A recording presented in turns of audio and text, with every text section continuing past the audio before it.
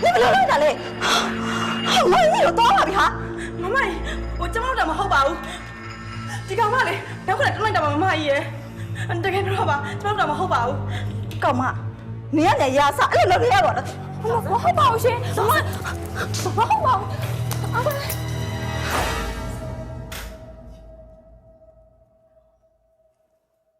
他干嘛？哪一不要打的啥？你对啦？我好保妈耶，我今晚这个老大我好保。爸妈好生气啦，给你。你这个叫点的好了，点的就少点了。给。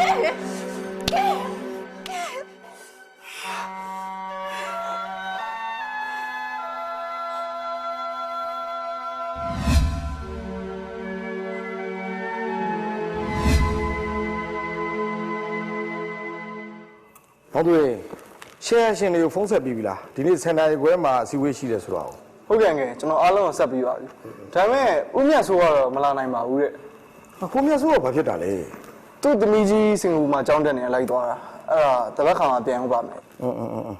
ဟောဒါနဲ့ရောဘတ်ကိုရောမင်းချင်းပြီလား ။ရောကိုကျွန်တော်ချိန်ပြီးပါပြီ။ဒါပေမဲ့သူကဒီနေ့မနက်10နိုင်မှာသူ့ personal ကိစ္စအရေးကြီးလို့တဲ့အဲ့ဒါပြန်ရမယ်တဲ့။အခုချိန်ဆိုရင်သူလေးရင်တော့ရောက်နေတော့ပြီ ဟာရောဘတ်ကပြုံးစားကြီးဘာဖြစ်သွားတာလဲ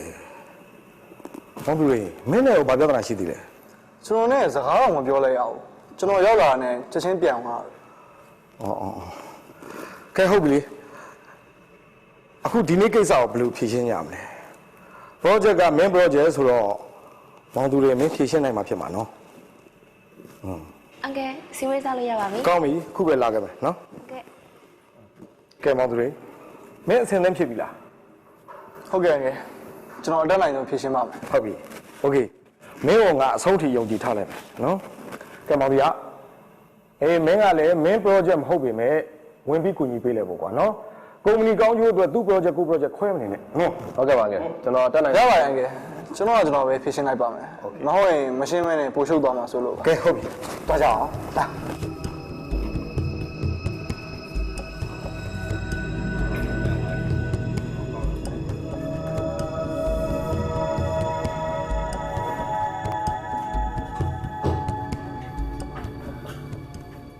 ကဲ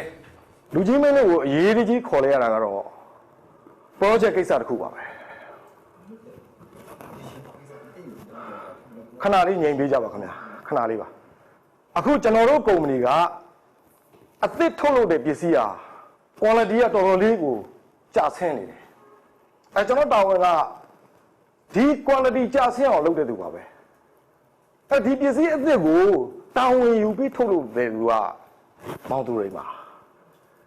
အဲ့တော့မောင်သူတွေကပဲဒီအရေးသွေးကြအောင်လုပ်တဲ့သူကဘယ်သူဆိုတာသူတာဝန်ယူပြီးတော့ဖော်ထုတ်ပါလိမ့်မယ်လူချင်းမင်းတို့အနေနဲ့လည်းဘာမှစိတ်ပူမနေကြပါနဲ့ခင်ဗျာ ။ဟုတ်ကဲ့ပါငယ်။အဲ့လိုလုပ်တာဘာတူလဲဆိုတာကျွန်တော်သိပါတယ်။စက်ရုံကစက်ရုံမှုပါ ဘာစက်ရုံမှု ။ဟုတ်ကဲ့ပါ။ကျွန်တော်သူနဲ့ပတ်သက်ပြီးတော့စုံစမ်းပြီးပါပြီ ဟာဒါဆိုရင်အဲ့ဒီစက်ရုံမှုကိုချက်ခေါ်လိုက်လေကွာမောင်သူတွေမင်းမှာသက်သေရှိရနော် ။သက်သေရရှိပါတယ်။ဒါပေမဲ့စက်ရုံမှုကအလုပ်ကထွက်သွားပါပြီ ဟာစက်ရုံမှုကအလုပ်ထွက်သွားပြီမင်းတို့ကဘယ်သူသဘောနဲ့အလုပ်ကထွက်သွားတာလဲ ။ဟုတ်ကဲ့။ဒီကိစ္စတွေမဖြစ်ခင်တည်းကသူ့မိသားစုရဲ့စီးပွားရေးအခြေအနေကြောင့်နိုင်ငံခြားသွားတော့မယ်ဆိုပြီးတော့ကျွန်တော်အလုပ်ထွက်ခွင့်တောင်းရတာပါ။အခုဒီလိုကိစ္စတွေပေါ်လာတော့မှကျွန်တော်လည်းစဉ်းစားမိတာ။သူ့ရဲ့ဘဏ်အကောင့်တွေကိုကျွန်တော်စစ်ကြည့်လိုက်တော့မှပိုပြီးသိကြသွားတာ။သူပေးထားတဲ့လိပ်စာအတိုင်းစုံစမ်းကြည့်လိုက်တော့အိန္ဒိနာချင်းတွေကသူတို့ပြောင်းသွားပြီတဲ့။ဒါပေမဲ့အငယ်စိတ်မပူပါနဲ့။ကျွန်တော်ရဲ့လူတွေကိုလွတ်ထားပါတယ်။သူတို့လည်းပိုက်စိတ်တိုက်ပြီးရှာနေပါတယ်။မကြခင်ဖမ်းမိတော့မှာပါ။သူ့ကိုဖမ်းမိရင်တော့ဒီကိစ္စအားလုံးရှင်းပြီးသားဖြစ်သွားမှာပါ။သူစိတ်ပါလို့တယောက်တည်းတစ္ဆာဖောက်တာလား။ဘာမဟုတ်တဲ့ပတ်စံကြောင့်လောဘတက်ပြီးတော့သူတစ်ပါးတွန်းအားပေးလို့လှုပ်တာလားဆိုတာပေါ်လာတော့မှာပါ ဘာပဲပြောပြော